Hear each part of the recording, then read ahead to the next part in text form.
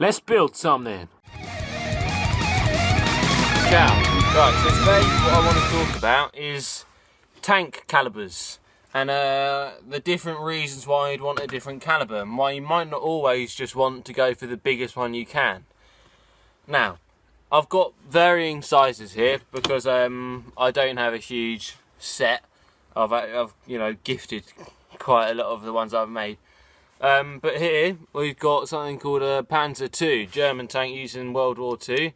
Very popular, I think, in the early stages of the war.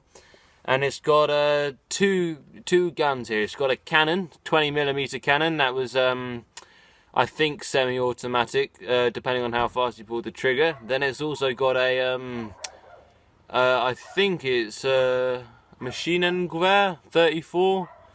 MG34, whatever you want to call it. Now, what's good about this is it's got a cannon for infantry, so the machine gun, the MG34, and also a cannon for taking out armoured vehicles, the 20mm. Now, you've also got, this is the other one I've got, it's a, I think it's a French pre-World War II tractor. I'm not sure, I don't think it saw a huge amount of service, but I saw it at the Bovington Tank Museum, thought it looked nice, and so I got it.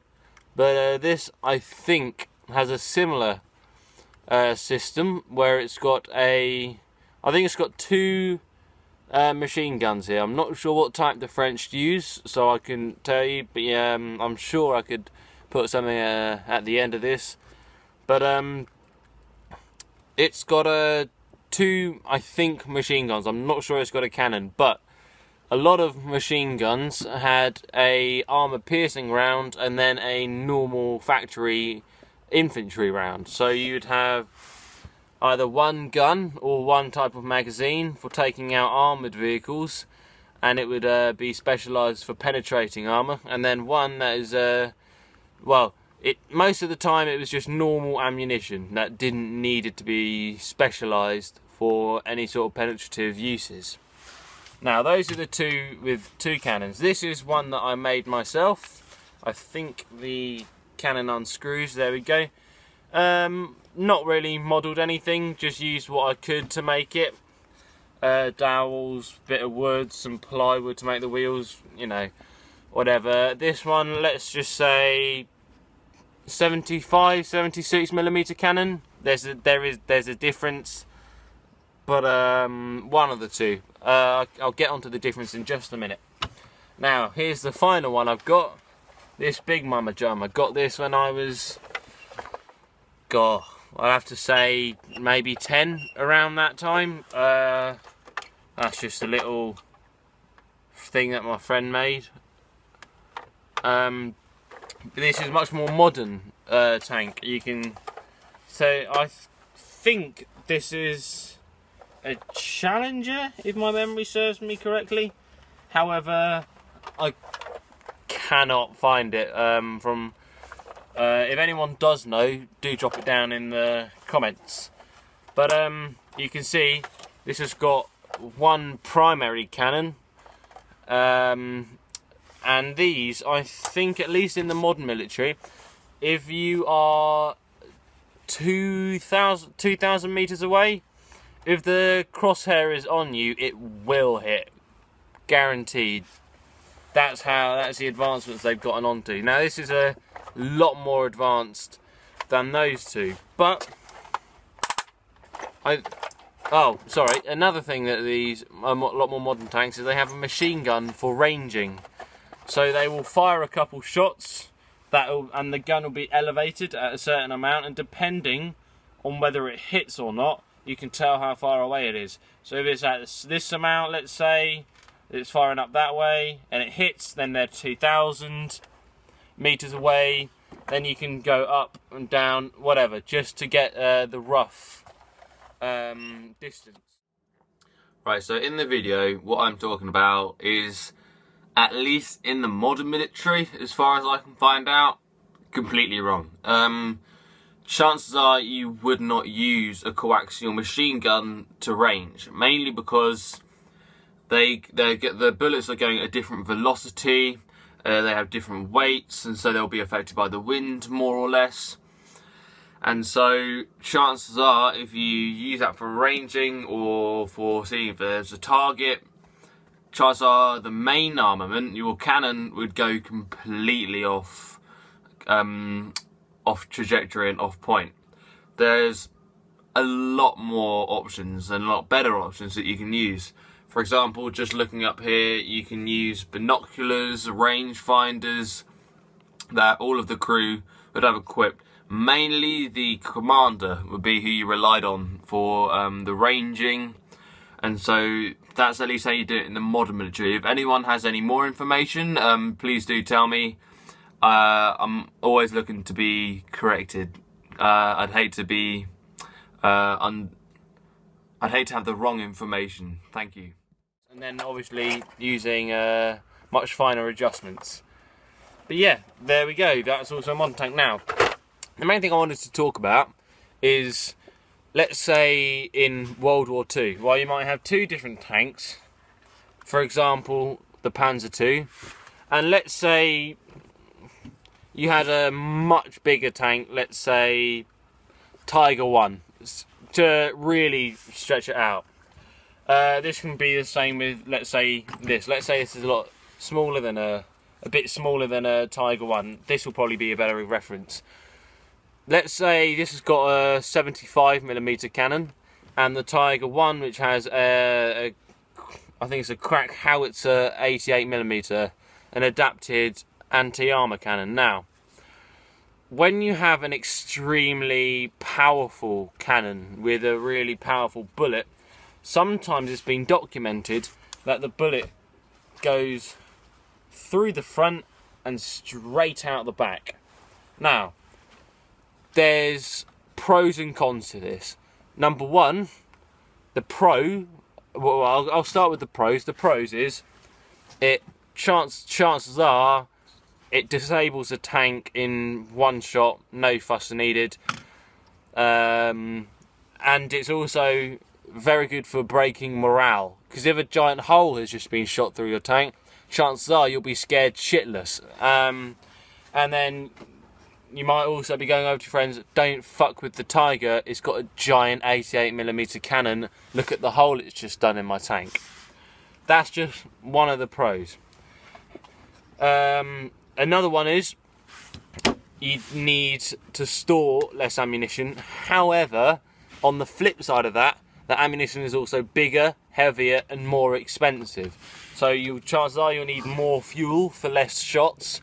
You can take less shots, so if you miss, remember back then they didn't have the super amazing aiming system that we do now, and a lot of it was done by eye, and so if you missed, it would be a longer reload because they're much heavier shells compared to the Panzer II, where it's just put in another magazine. And so it can work in your favour most of the times. However, sometimes you might not want a shot that completely just flies through, because what you often want in a tank shell or a tank bullet,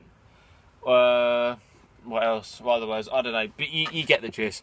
What you want is for it to go in and break apart, and then all the shrapnel to fly around the inside of the tank. What this does is pretty horrible, but it will slice and just cut and kill all of the crew member inside, theoretically. A game that shows this really well is a game called War Thunder. Whenever a bullet enters an enemy tank, it shows you the fragmentation of the bullet, and it shows you inside the tank which crew that you're killing. So if you shoot low down in the hull, chances are it will show you the fragments hitting the driver, maybe even the gunner, depending what type of tank it is. If you shoot high up, it shows the fragments killing the commander, the radio operator, whatever that may be. And so it wasn't always a case of one shot completely destroys a tank. Sometimes you need multiple shots to kill all of the crew. Now, when you have an extremely powerful shot that goes straight through and it doesn't fragment, only if that bullet hits one of the crew members will it kill them. It might hurt their eardrums because of a giant, clanging sound of a bullet going through the tank. But if it doesn't actually hit anyone, there's a much lesser chance of fragments to as much of a magnitude flying around the tank. Which is just it's a great way of demonstrating it. Because if you think there's hundreds, potentially, bits of sharp metal flying about the tank at insanely high speeds, it's gonna hurt and kill people. So that's one other thing. Rather than it just disabling the tank, it gets rid of the crew. Now, we're speaking in war times, obviously, so it's not pleasant. It's not nice. But the less men they have, the less people you're fighting. So it works in your favour. Now, number two, it will break a lot more of their machinery. When all these metal fragments are flying about, it's going to be breaking radios, the kettle. You don't want to break the kettle.